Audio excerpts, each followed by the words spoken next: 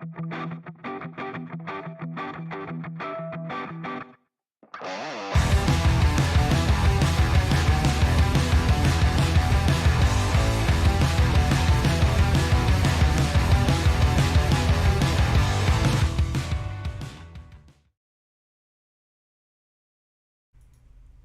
everyone and welcome to another edition of the Weekend Wrap, brought to you by CrowCast, of course. And by God, the people that were in the stage got a very, very good pre-show entertainment there. I won't go into it all, but oh my God, it was hilarious.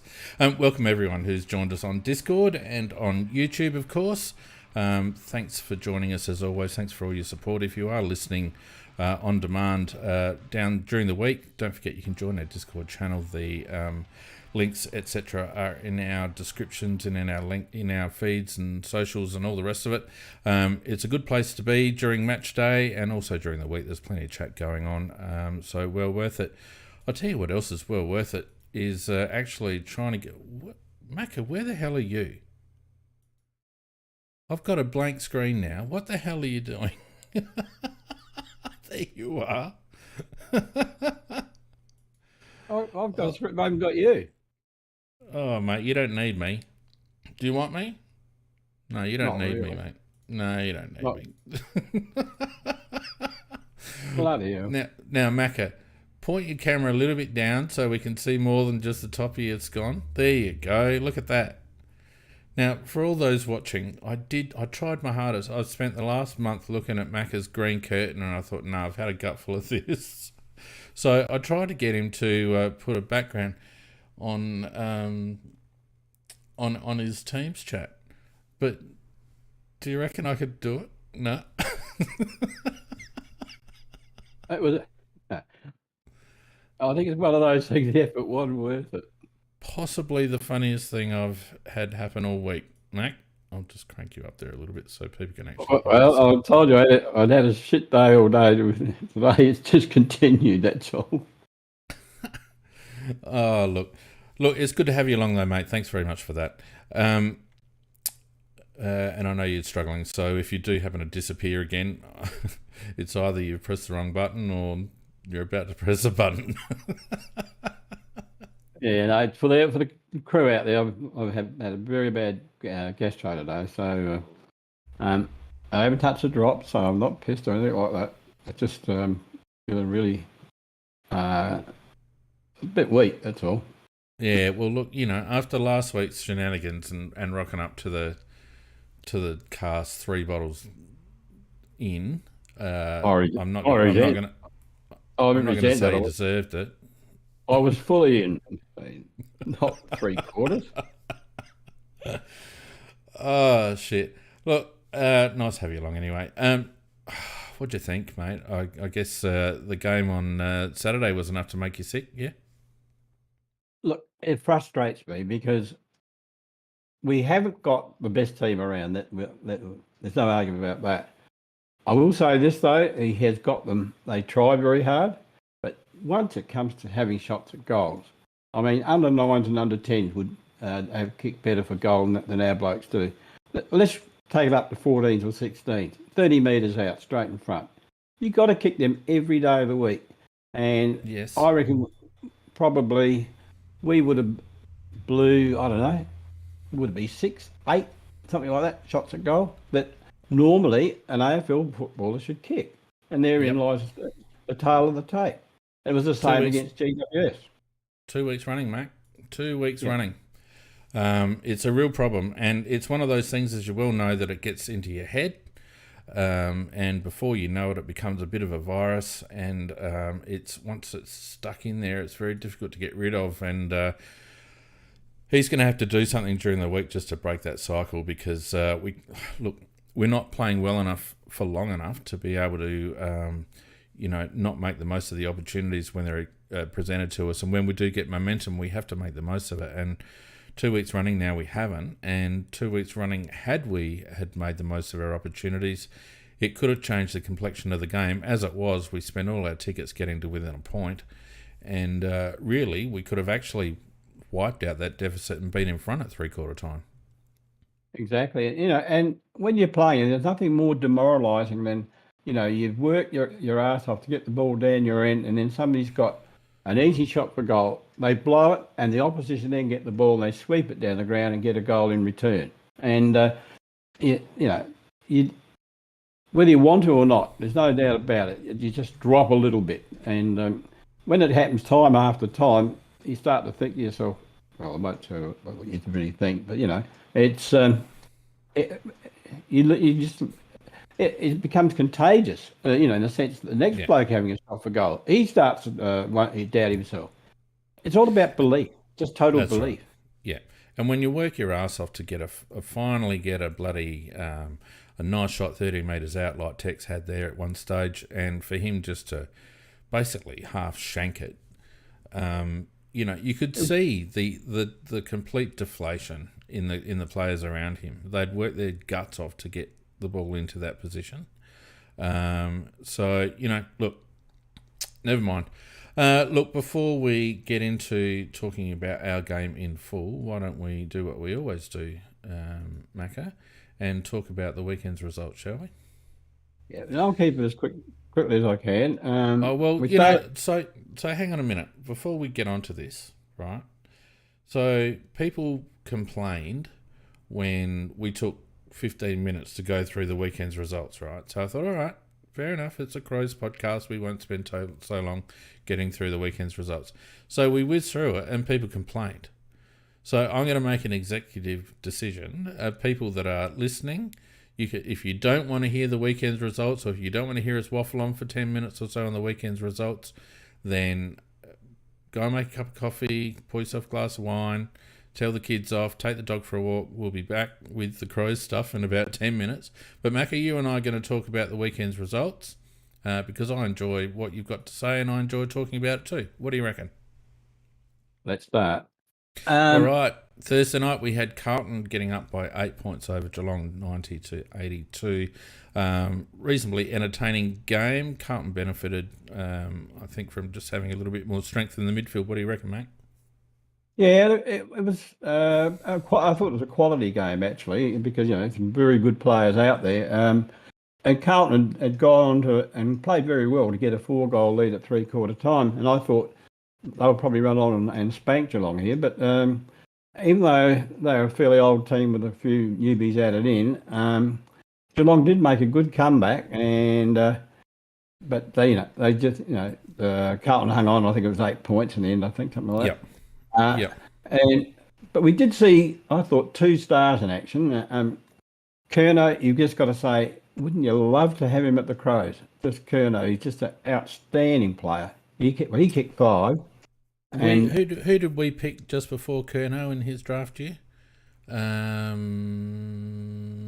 It'd be Billy the Goose or something like that. No, it wasn't Billy the Goose. It was somebody that we dropped off. I can't remember. Someone in the chat will tell me, but we picked someone that was a failure. Wayne Miller we picked. I think. Well, he has been a failure, I would say. Yep. Yeah, Miller instead of Curnow, so that would have been handy. Anyway, never mind. And the other player I did want to mention was who's possibly the best player in the AFL at the moment, Cameron. 6 goals, 25 disposals. He's playing in the forward line, but he's roving all around the ground. He's just a brilliant player. He's probably the most informed forward at the moment, I would say. He's not just a forward, though. I mean, he took marks in the back pocket. Yeah. Never mind. All right. Then on the Friday night, we had an interesting game made all the more interesting by Brisbane's weird power outages. The Lions hanging on in the end by 11 points. They would have been dark, pardon the pun, if they'd have lost that game. 93-82 over Melbourne. Looked good for most of it. Melbourne looked surprisingly out of sorts, but just couldn't get their midfield going this week, Melbourne.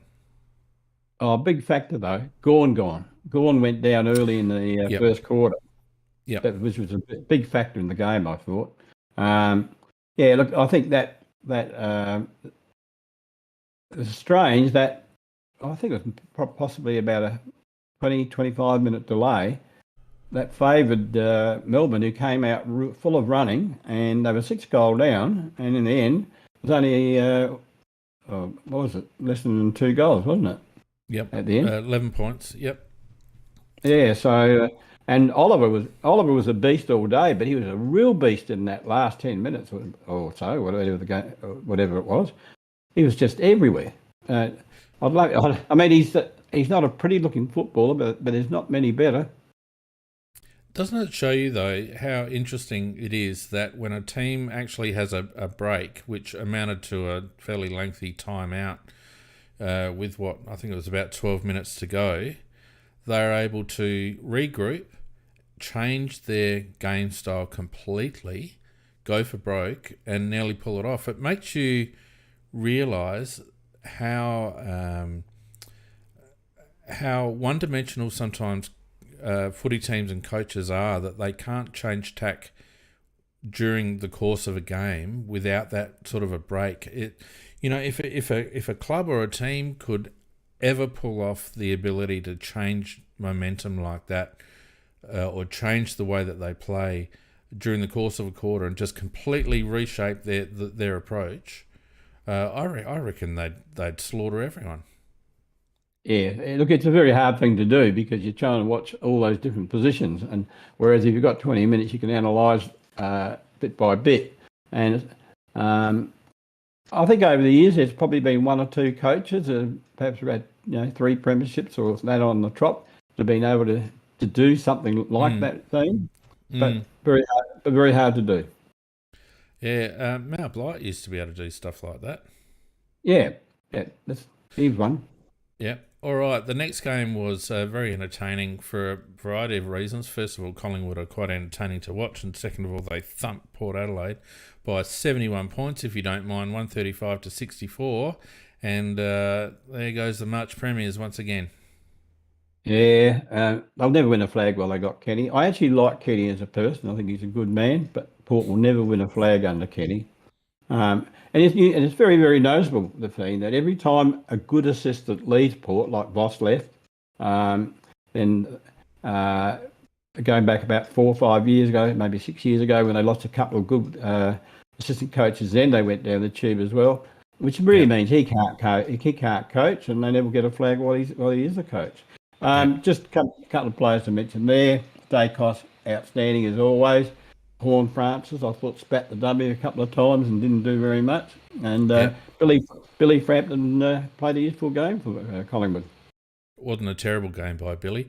And I did notice Horne-Francis stopped to a walk instead of chase a couple of times there. And that's going to be a feature of his career, I reckon, when things aren't going his way. His career will be defined by how he can build some resilience. Because at the moment it's all one-way traffic with Horne-Francis. Well put. He only had, I think, 49 or 52 fantasy points this week. Yeah. And I was surprised he had that much, to be honest. He had absolutely no impact on the game. Rosie, a little bit more impact on the game. Port have too few good players, in my opinion. They have a pretty decent midfield. But they have a misfiring forward line, and I think they have a bog average defence, to be honest with you. Agree with every comment of that. Yeah. Now, who did Craig McRae used to be an assistant at, Macca? Richmond, right? Richmond, yeah. Yeah. And who are Collingwood playing like at the moment? Very much like Richmond, yeah. 100%. 100%. He either learnt very well from Damien Hardwick or he was the architect down there at Richmond, because they are playing that same run and gun football, bullocking it forward. They've got quality around the ball, and they've got a couple of good pillars either end. And, watch out. We'll skip our game for a sec and we'll move on to the Bulldogs getting done by 51 points over resurgent St Kilda under Rusty Lane, and I'm really pissed off because I thought I tipped St Kilda until I looked at my tips and realised I tipped bloody Western Bulldogs. Idiot. Well, I did tip St Kilda thing. Good call. They are a revitalised team. It's interesting. I've never been a fan of Ross Lyon, but he must have something about him because he has impact when he first goes to a club. Now, whether he can sustain that, I don't know. But as far as the Bulldogs are concerned, there's a comment in the chat says they're done. Well, they are done. And I think Luke Beveridge he's in real problems because that team looked very, very ordinary, and he's got some good players that only play average football as well. And he's one that doesn't seem to be able to think on his feet either. Yeah. So just going back to Craig McRae real quick, I have a feeling we may have knocked back his application when the coaching job opened up that Matty Nix got. Yeah. I'm pretty sure Craig McRae applied. He did apply, and we did not. He was talked about at one stage as a likely candidate, and then Nix got it. Oh boy. Yeah. Oh boy. Dear oh dear. Anyway, yeah, I agree with you with Rossi Lyon. He does seem to straighten up teams very quickly. They still look like they lack cattle, in my opinion, but he's got them working very well as a team. But I agree with you. And this is my observation of Western Bulldogs last year too, Mac. They just look like they're playing without any system whatsoever. There is no system. It's zero. And that's what I think they're in for a horrible year unless they can have get a game going. But there is no game plan there. I can't see one. Yeah, Rabbit in the chat says Lion Ball doesn't stand up in grand finals. Well, I tell you what, mate, they came within a bounce of winning one. So I'm not sure whether you can say that. He was a bee's dick away from winning one with Lion Ball. So we'll see how they go this year. They're obviously, I don't think they're contenders this year. They need to add a little bit more talent, I think. Yep. But they'll be in and around the mark. Over in the West, North Melbourne under Clarko, another coach, getting up by a point over a disappointing Fremantle. Fremantle, after promising so much after last season, have just fallen in a bit of a hole, and North are obviously playing with a bit of belief under Clarko, and a pretty good win by them. Well, they looked like they were going to win quite comfortably. They were about 2-4 up, and there was only about 3 or 4 minutes to go. And Fremantle just went berserk in the last 3 or 4 minutes and got within a point with just under a minute to go. And it was down and they kept attacking into the forward pocket. A North Melbourne player got it and kicked the ball deliberately out of bounds around just about 5 metres short of the 50-metre mark. Yep. But the siren went after the ball went across the line. No, it didn't. They released the raw video today with the audio, and the siren went before the ball crossed the line. Is that correct? Correct. Oh, sorry. But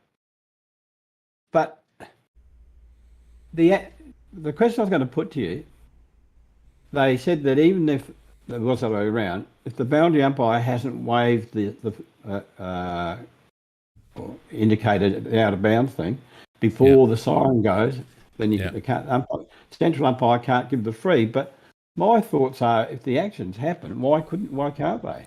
Yeah, but it's moot anyway, Macca, because the ball was still in play when the siren went.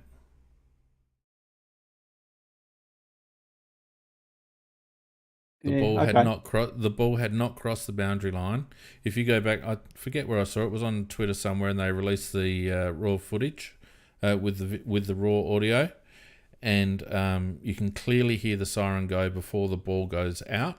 You can actually hear the umpire call siren as the ball's going out, and for that reason, it was a correct call.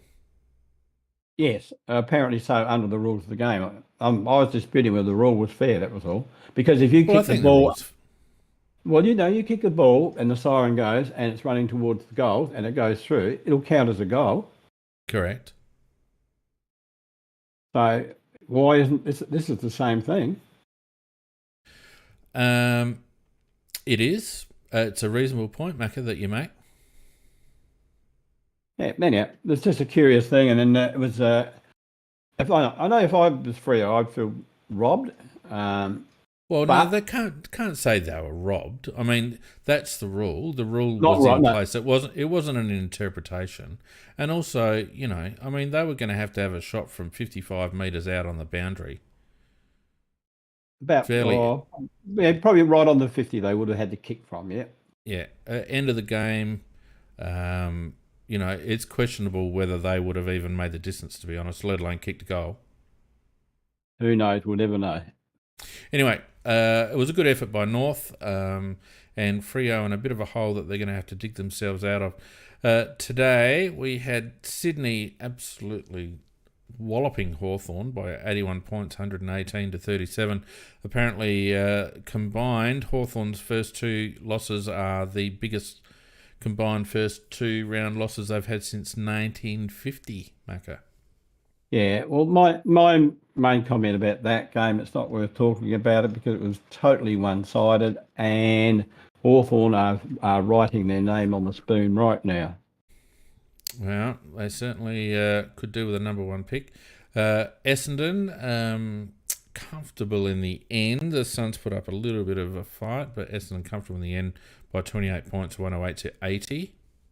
Scores a level at three-quarter time, Thane, and anybody's game, but Essendon really got their game going in the last quarter, and they ran all over them in the last quarter to have quite a comfortable win in the end. So, yeah, look, a reasonable effort by Gold Coast, but they're certainly travelling better than we are at the moment. Yes, and West Coast in another unpredictable result, getting up over the Giants. I don't know what that says about our form at the moment. West Coast by 19 in the end, 100 to 81 in the late game.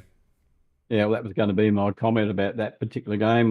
We wouldn't spend a lot of time on other than to say, well, Giants beat us and West Coast beat them. If you go by that, we'll have trouble against West Coast. I think we're going to have trouble against most teams if we play like we are at the moment.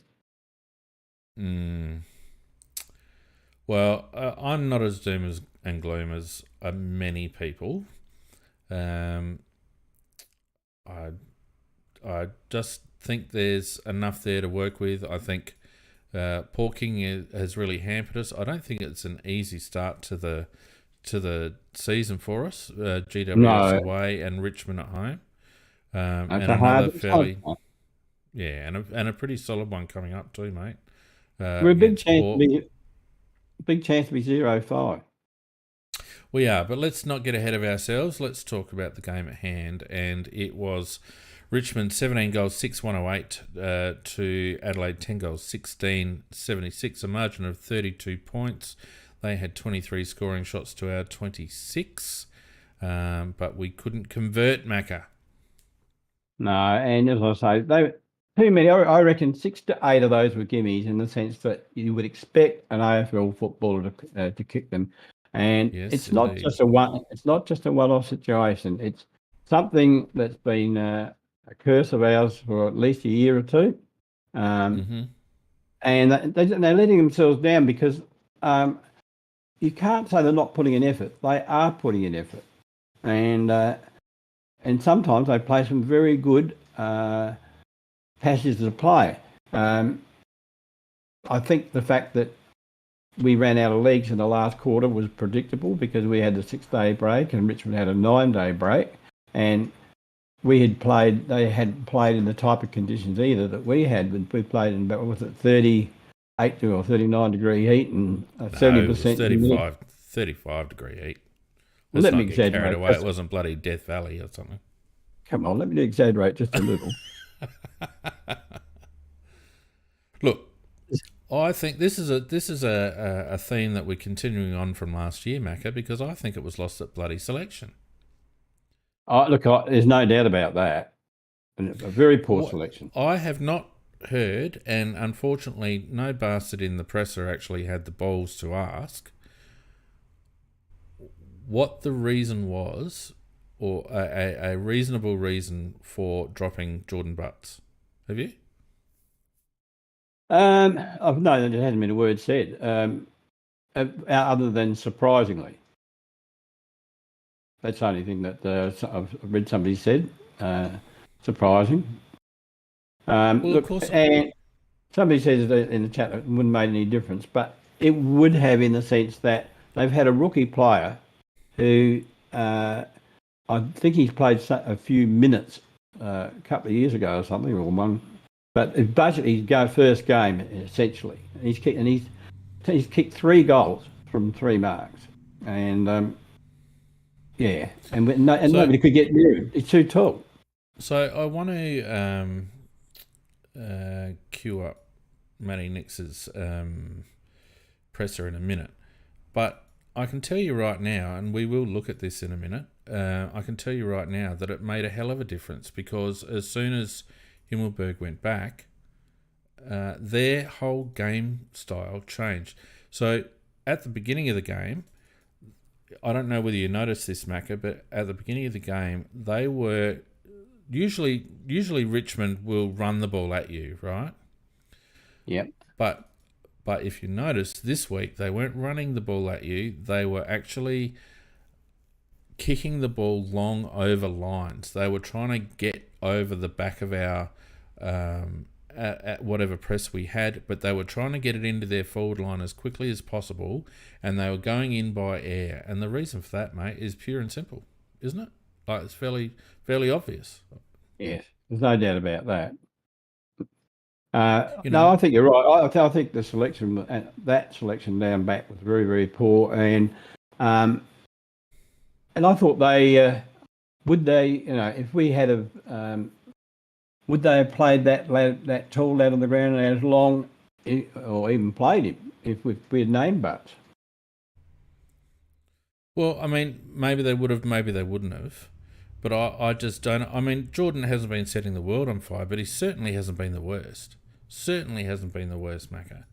And why do we have gone through in this structure before? We've gone short, and it has a knock-on effect when you don't play Geordie Butts or you don't play Murray, one of the two. All of a sudden, you lose any sort of worth you get out of Tom Duday, and also Geordie Dawson, right? I thought dramatically with Dawson. Dramatically, because he's minding bloody Rewalt, and I thought Dawson played well. Don't get me wrong, I thought he played very well, but was not playing in a position that he could hurt the opposition. He's actually trying to save all the bloody time. I just think, I think it was poor. Yeah. Look, it was actually, I couldn't understand it, Macca. I couldn't understand it, to be honest with you. Gotta love Cap Price 7. It was one of those. Oh, it was just a video I'm starting up in a minute. It was one of those things where it just didn't make any sense. No, I agree. And I don't know why they did it. No one's asked Nix the question as to why they didn't do it. And whoops, I'll just play Matty Nix's presser in a minute. Let me just set this up. But yeah, it had a massive impact on the way, not only the way we played, but how Richmond played as well. Because when we threw Berg back, and I'll show you the vision in a minute, immediately Richmond had to change, and it also immediately brought Tom Duday into the game. Immediately. That's true, and that's in spite of the fact that Himmelberg doesn't normally play in that position. So, and look, he did a fair task, not outstanding, but he did a fair task. Didn't mind it at all, Mac. To be honest with you, he's played back as a junior. No, I didn't know. So, yeah, so he played in defence at centre half back. I think even in his under 18 year, he played a fair bit of down back. But I just want to play Matthew Nix's press conference because it really pissed me off, and we'll just stop it and have a bit of a chat as we go through. Okay. Yourself in that first half by constantly shooting yourselves in the foot. You nailed it. It was almost self-inflicted, wasn't it? It was. It was quite painful. I think we're all extremely frustrated now, and we were coming in at half time. when you're under pressure, there's a certain way you need to play, and we had 9 goals in a row kicked against us today. You don't win too many games doing that. So you saw it. You saw our best. You can see what we can do. You saw that in the third. The fourth, we're trying some stuff, but unfortunately, you're seeing both sides at this point, and we have to get better in those moments where, when 2 goals or 3 goals are kicked against us. So, Mako, we have to get better when 2 goals or 3 goals are kicked against us. But that's a nothing state. How much of that is obviously the players have a responsibility in that regard, but if the coach is sitting on the sidelines, he's got eyes in the stands and all the rest of it.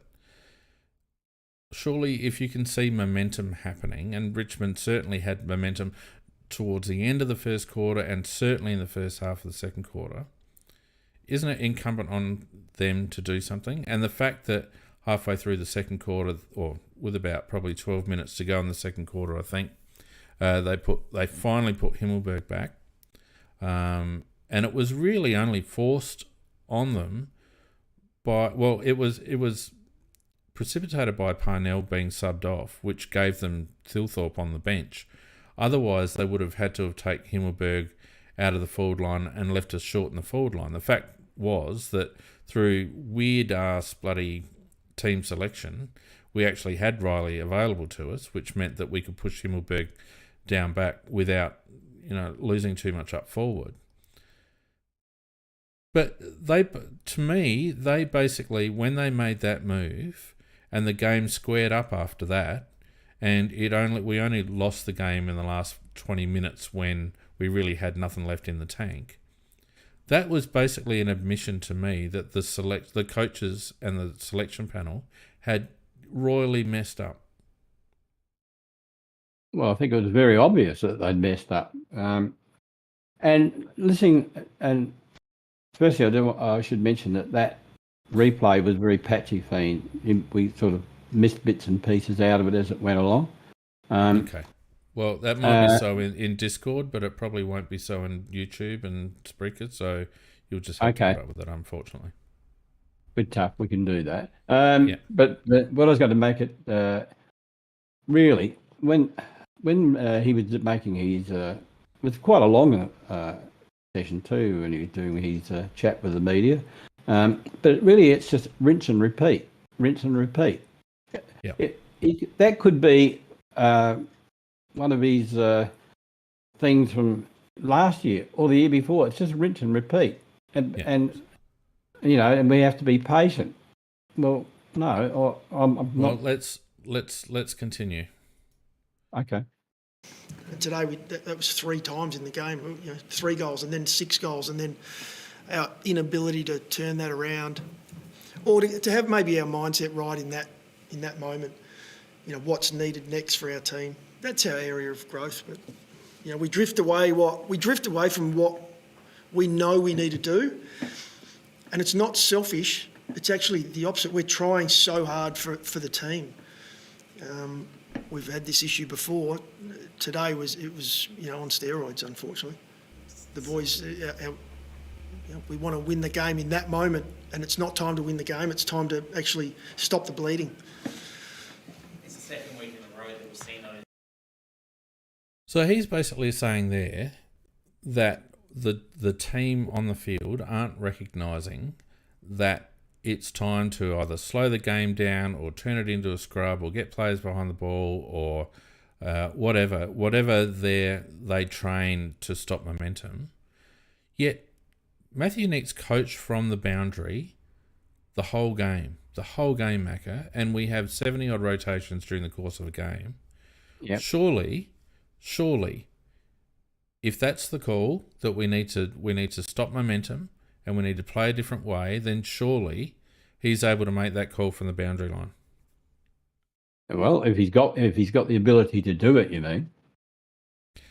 And surely, if you've got, well, he's pointing it out in the presser. So they obviously observed that at times the Crows remain too attacking in their setups or what have you, when it would have been better to set up more defensively. And I think Mark Rashudo actually called it in the commentary that there was a time where we should have gone far more defensive, particularly in our centre square, but also our centre square wasn't terrible, but our stoppage clearances were terrible in terms of the way we set up. We were far too attacking, and they were able to get some very decisive stoppage clearances in the first half. I'm not absolving the players at all, but sometimes, as we saw with the Melbourne-Brisbane game, sometimes it needs a regroup, and sometimes it needs someone off the field to actually make a call. And I would have thought that Matthew Nicks was perfectly placed being on the bench to make that call. Well, I figure that's why he's down there. If he's not making calls, and while he's down there, then what's the point of him being there? I think, quite frankly, all he's doing is chatting to each player as they come off. Yeah, well, you're supposed to be coaching from the bench if you're down there. Anyway, let's continue. Like it's the two sides to the team. I mean, what do you have an idea what that's down to? Is it as simple as saying inexperience, or? No, it's just a lack of consistency. And I've said that throughout the pre-season. Our challenge is to become a consistent football side, and it's a lack of consistency in what we do. And the best sides in the competition have it. It's clockwork. They believe what they're doing. They stick to it under pressure, even under pressure. We're still a group that are learning how to do that. And it's frustrating for everyone, frustrating for our supporters, because they come into a game and they watch a third quarter where, it's exciting, and we put our oppo under pressure and we kick 9 goals, in that second half, and it's all there and we don't quite get the job done, but you can't sort of be off for as long as we were off today. I don't disagree with him there, because what I observed, I rewatched the game today, and what I observed, Macca, was that the way we move the ball, and I might just at this point just chuck up a couple of examples if I can. Let's just have a look at these real quick. Oops.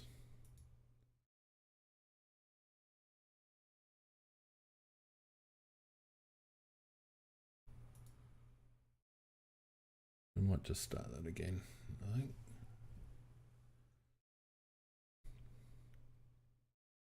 So, for those listening on Spreaker, sorry, you haven't got the vision to watch. But what I'm pointing out here is the way we're moving the ball. And the way we're moving the ball is not how we moved the ball in pre-season. This one here in particular, this is the one where Hinge kicked it out wide to Scholl, or someone else, and then it went to Scholl. Scholl's ended up kicking it down the line to Tex. Now I'm going to stop it there. Oh, hang on.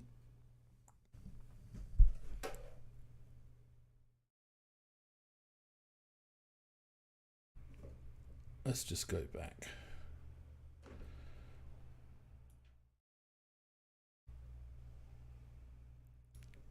Sorry for people for moving my camera then.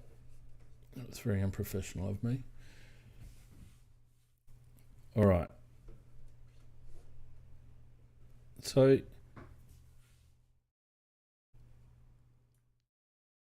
this is a situation here with Tex, Macca. Texas, do you recall this play? I actually haven't got it on at the moment, mate. No, so it was in the second quarter, and Hinge has got it from the outside, and we've taken the ball down the flank, and we've kicked the ball into our forward 50. Kick the ball to the wing to Tex, and at this point Tex has got a decision to make, right? So we've got blokes in the middle of the ground, and we've got a bloke down into on the boundary side. Now, during the pre-season, what we would have seen is Tex kick the ball into the middle. We've got two blokes here. You can see them both at this point with their hands up, one in the centre circle. He was the target. And remember how we were commenting in the Fremantle and in the West Coast game, Mac, how one of the pleasing things was our ability to change lanes when we're going forward. Remember? Yeah, that is so important. Yeah. One of the things that we have not been doing is changing lanes when we go forward. And if we play this one through, you can see that Tex ignores the two blokes. He looks and ignores, and he ends up going down the line to 1-on-2. Rochelle and Berry hardly targets, and the ball ends up getting dead. And that to me is indicative at the moment of how we're playing. We are not, and I think he's actually right in what he's saying, that we are not using the ball under pressure the same way we were using the ball during the pre-season when we weren't under perhaps so much pressure. Would you agree with that? Oh, there's no doubt about that. I thought we were very free flowing in the pre-season, and we were actually. I remember you making comments in both games about changing lanes, and we were crisscrossing all over the place, and then that's why we scored so well in those games because we were. And Jad in the chat makes the perfect comment because he's exactly right. In the third quarter, we started doing that. We started chipping the ball into the middle. We started doing the 45-degree diagonals, and actually, not only were we changing lanes, but we were also moving the ball further down the ground. So our forward 50 entries were going into deeper into the forward 50. And that's one thing that Richmond were doing very much in the first half. They were able to get a lot of depth in their forward 50 entries, whereas our forward 50 entries were quite shallow. I'll just go to the end of this one here.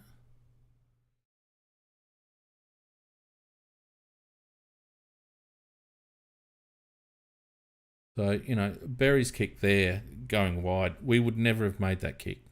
We would never have played that kick prior to. And that ball just comes straight back in. So it's, even though Berry missed the kick, we would never have done it. And then Hinge has gone straight back out, and he's kicked it to a 1-on-3. Look at the Richmond players around Lockie Scholl, who was the target there. Never should have been. This is that one again that I was talking about before, where Hinge has kicked it out wide. That might have been Max Michelani, I think. Over to Scholl, who's chipped it over to Tex. Tex should have looked straight inside. There are two blokes there inside, ignores them, and ends up kicking down the line to a contest with Berry and Rochelle and one of their defenders. And obviously the ball gets killed. It's completely opposite to how we were moving the ball in the pre-season. And the reason why we got so excited. Now, here's another one. This ball would have gone to Berg in the pre-season. Straight up would have gone straight to Berg. Instead, it gets held up, and Murray kicks it into the man on the mark. And he ends up getting the ball back and then kicking it to Berg. And by that time, Shai Bolton's been able to push up. And the moment's lost. For some reason, we are not moving the ball the same way as what we did in the pre-season. Now, is it pressure, Macca? Is it pressure or is it something else? No, it's pressure in the sense that in those pre-season games, the pressure is nowhere near as much as it is when you're playing for 4 points. And Richmond are a good side at applying pressure too. So it is pressure. There's no doubt about that. And it's still, what it means is though, our football instincts aren't right in the sense that you have a look at, if you talk about Geelong, and they're a good side, but even though when they're sort of fading, they generally kick to the right place because they've been doing it for a long time, and in other words, they've learned how to do it and they keep doing it. Our players do it if they think about it, but it's not an instinct to do it. So we'll just go on a little bit further with Nix's press conference, and then we'll move on. Where are you, Matty?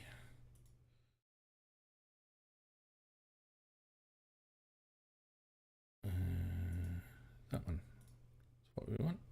At this point is that time, knowing that I've got a little bit more time at that moment, and it is easy from, row triple Z up the back, I've sat in the coach's box and been frustrated and, we've got to be better, but it is, I'm down on the bench today. You can see the way, how hard these guys go, and, the game is a brilliant game, and it's so challenging out there, but you see the players with experience, it's slower for them. It slows down, and they know the time they have. They make it look easy. So, Macca, I counted maybe 3 or 4 times when Brodie Smith, a senior experienced player, dump kicked the ball out of contest when he had a handball option. I saw Rory Sloane dump kick the ball 3 or 4 times when he had options. I saw Rory Laird miss. The stats give him 5 turnovers. I counted 10. He had a shocker, Rory Laird.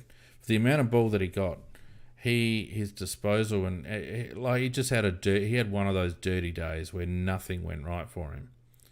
But we had Tex Walker missing shots for goal. They're our experienced players. The reason why they are in the side is because they're experienced. Now, to me, the blokes that got us back into the game were Rochelle and Saligo in the third quarter. They were dynamic out of the midfield, and they were actually able to generate some run and carry. But our experienced players, the ones that Nick says the game slows down for, are not giving us anything, not giving us a thing. Well, we've been on the Smith bandwagon for some time. Rory Laird, I agree with what you said about his usage of the ball. I will give him kudos, though. He does go and get the ball, and he does go in very hard to get the ball. So it's not a lack of effort. Nobody's saying it's a lack of effort, Matt. Nobody's saying it's a lack of effort. But he hasn't got the natural ability, once he's got the ball, to use it to deadly effect. In other words, he dump kicked a lot. I've not seen Rory Laird turn the ball over as much as at any stage as much as he did in that game against Richmond. I mean, against GWS, he just dead set didn't get it, but he got a ton of it against Richmond. And I'm a Lairdy fan, but he had a dirty day, and a lot of his handballs went astray. Some direct to the opposition. It cost us at least 3 or 4 goals, Mac.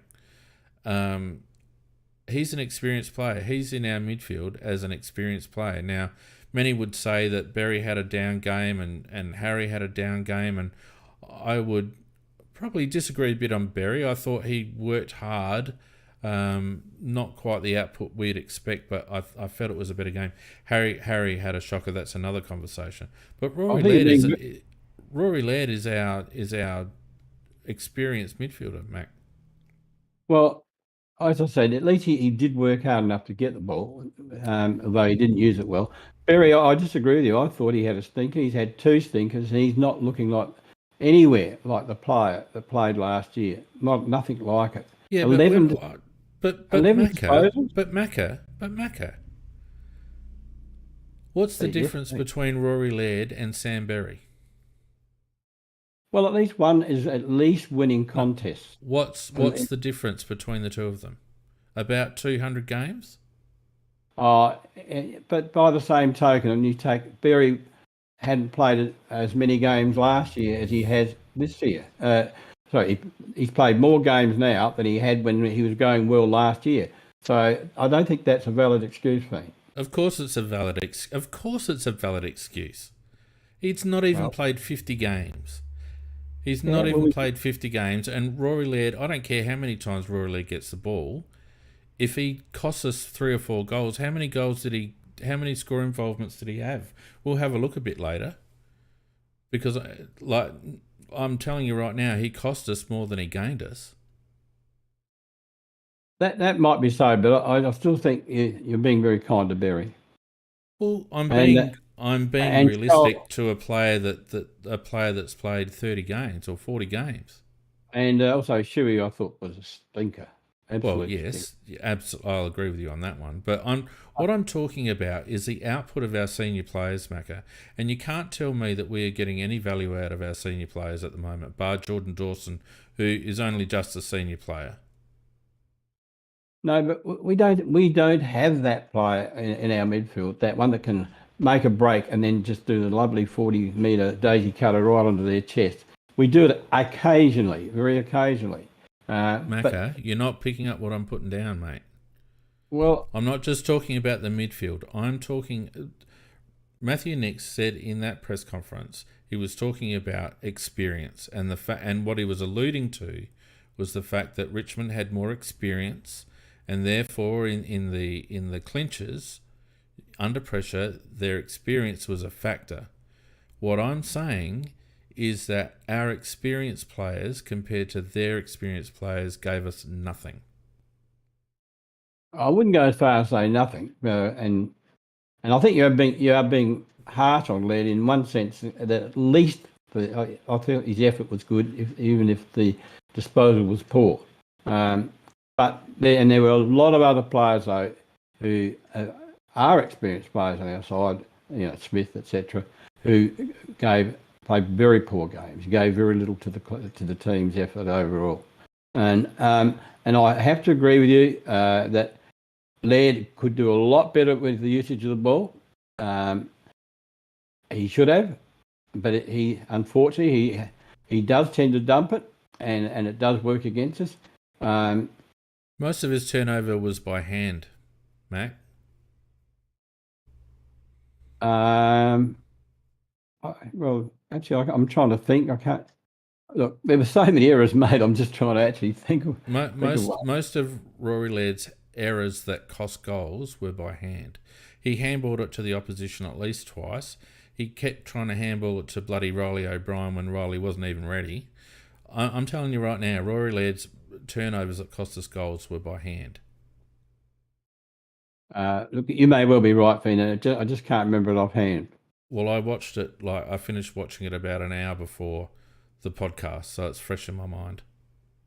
Fair comment. I'm not arguing with it on that particular point. So, I don't think it's reasonable for Matthew Nix to say that experience is a reason. I think Matthew Nix actually has to turn the blowtorch on our experienced players. There was no mention of Tex Walker missing goals. There was no mention of Brodie Smith dump kicking. There's no mention of Wayne Miller and not even being able to make the side. There's no mention of Rory Laird panicking under pressure. There's no mention of Rory Sloane, who shouldn't be playing because he's clearly not right, not giving us anything off a wing. He was hopeless. Well, not even that he was hopeless, Macca. He's not fit. He's not fit. Well, He can't run two ways. He can't change direction. He was limping half the game. Why are we playing him? He's playing on reputation and, because of the fact that he was our captain. But Nix hasn't got the guts to say, look, unfortunately, you're not good enough. And because at the moment, he's not good enough to be in the side. Well, he's not fit enough to be in the side, Macca. That's the thing. Like, he was limping for half the game. I saw him limp half the game. I saw it too. Why is he on the ground? I agree. He shouldn't have been there. From that point of view, I'm a bit dark on Nix for that, and we won't go through any more of his press conference because it annoys me. But I think Matthew Nix now is in denial.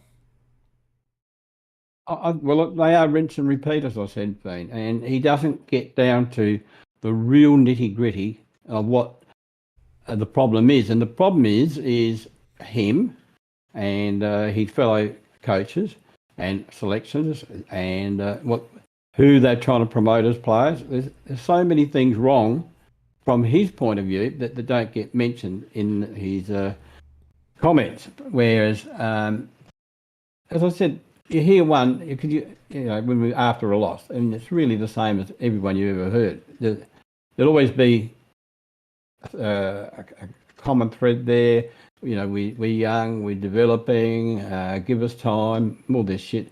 And look, at the beginning of the season, I thought if we go well this year, Nix has been a good appointment. But if we are only going to be the same as last year, then we have got the wrong coach.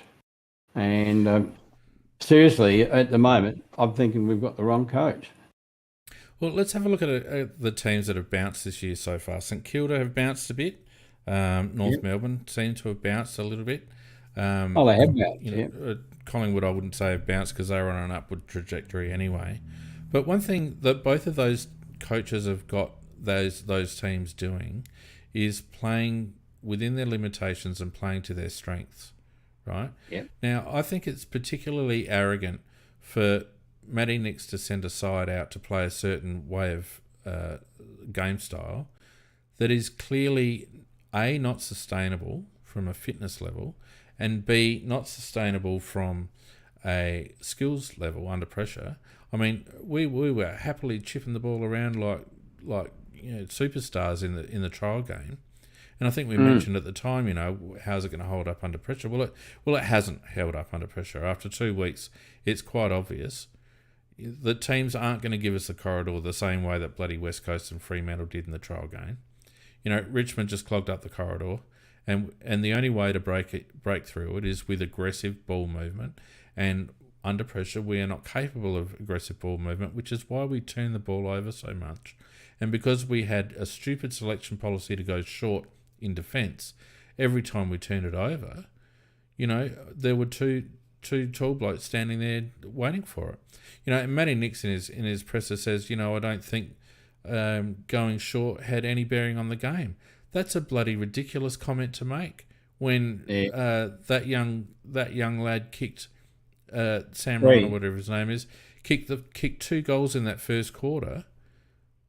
One of them out on a lead, but the other one in a pack where we were just outnumbered for big men. We had Nankervis was smart and took O'Brien out, and then we had Murray obviously watching Lynch, and it ended up being Dawson's job to cover the bloody 210 centimetre bloke.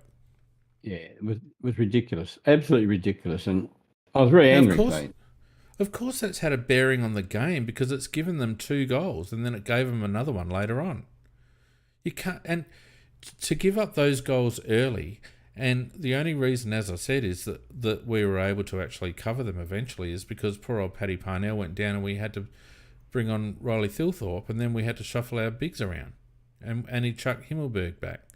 Not one mention of that.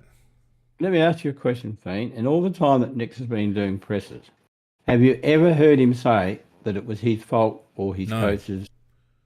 Not once. No. Not once has he ever.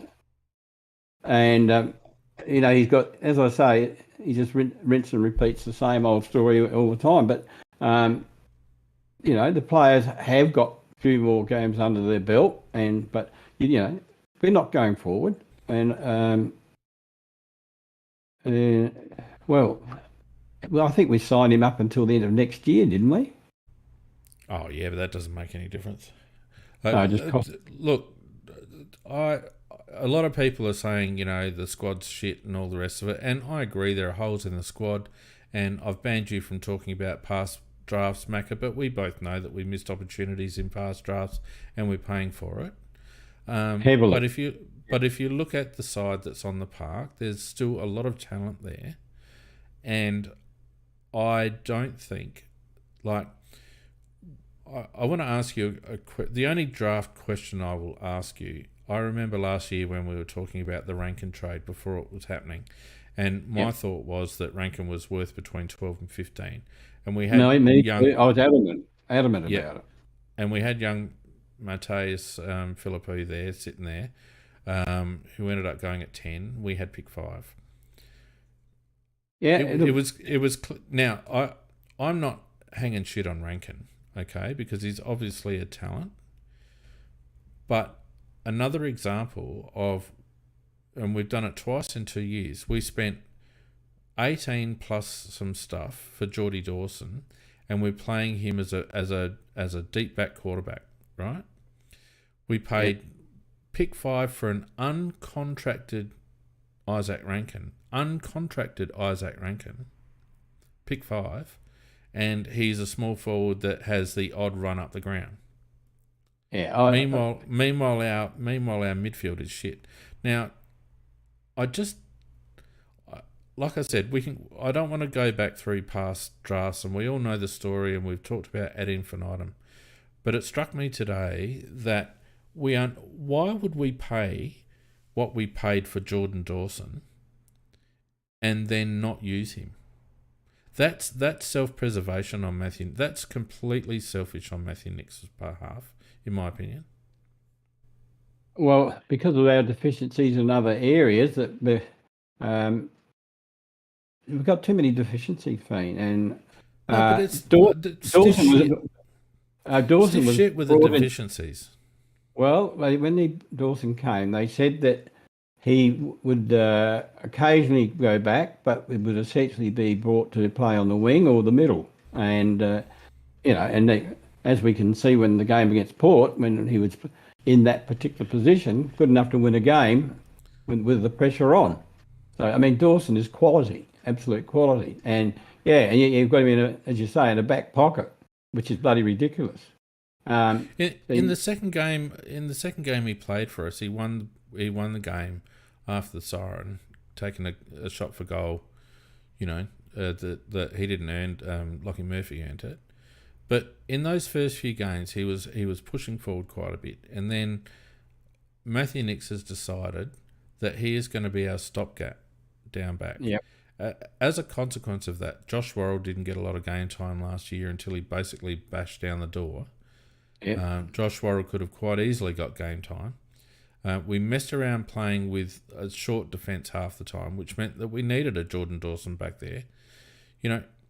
Matthew Nix is selfishly using Jordan Dawson, and I would rather see Jordan Dawson up on a wing or through midfield rotations and us have a problem at half back than have Jordy Dawson there just having the ball bounce into him the whole time. Well, more to the point, Macca, sorry to interrupt you there, more to the point, Macca, for what we spent on Jordan Dawson, it is just an inefficient use of resources to have him playing that role. Well, no argument from me. What Nix is doing, he, instead of just admitting that we have deficiencies down back, you pay, as you use your first round draft pick, and you get, he was huge value for pick 18, huge value, because he's our best player. He is our best player. And yet you don't put your best player into a bloody back pocket. He should be where the ball is, where he can actually influence the game rather than try and save it all the time. And I agree with you. He should be where the ball is, and with the deficiencies down back, play juniors or do whatever you have to do, play the most informed person at the time. And if we get beat doing that, at least we're learning. Where at the moment we're learning nothing because. Let me ask you this, Mac. Let me ask you this, right?